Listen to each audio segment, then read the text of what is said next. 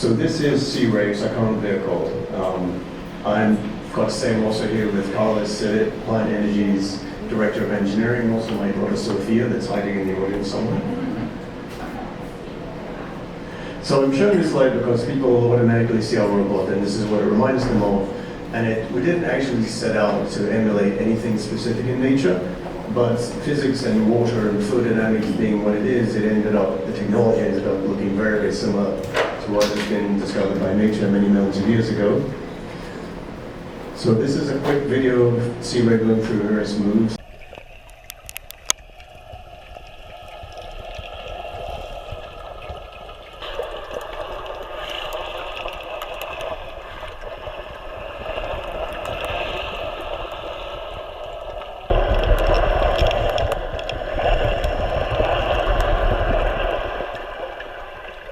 Sea Ray prototype, and it has most of the things that underwater vehicles have. We'll get into the technical details here, but happy to discuss it. So most human activity, most activity in the oceans, almost all of it takes place right around the coastal areas, very, very close to shore. And that presents a challenge for underwater vehicles, underwater robots such as plant matter, getting stranded, getting beached, and also making the transition, unless you have a nice harbor or a boat ramp, making the transition from the water to the land and back is very challenging, and there's a lot of debris, especially around the cities, a lot of trash and water that can get the propellers snarled of. One second.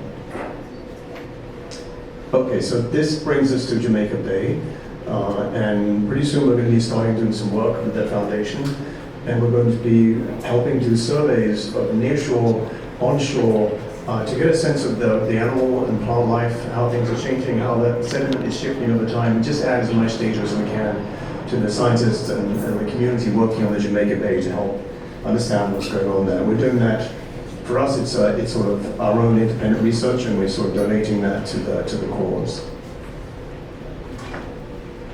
This is another video of Sea Ray. This is actually Southern California, but just to show that it can handle waves without a care in the world.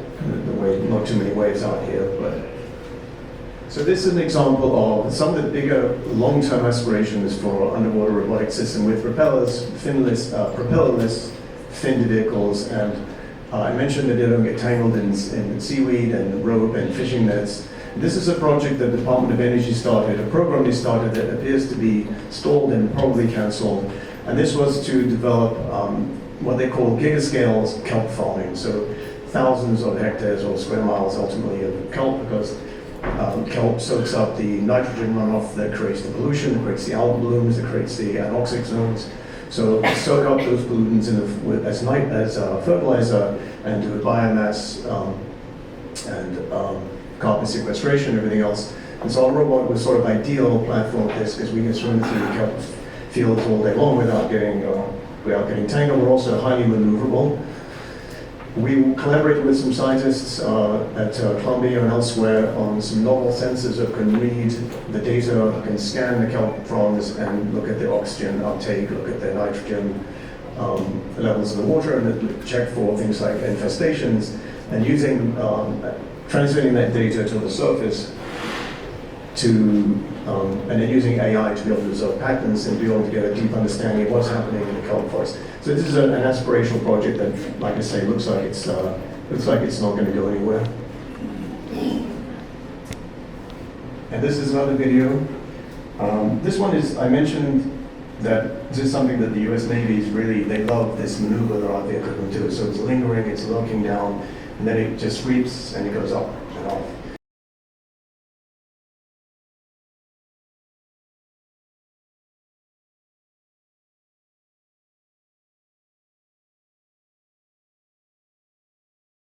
And I mention that because the Navy, the God is like this.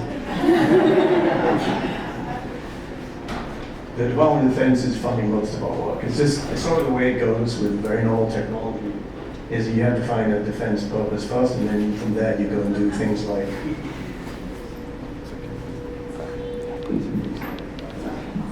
but almost nobody's prepared to fund the kind of very new, very difficult things unless there's an obvious defense potential.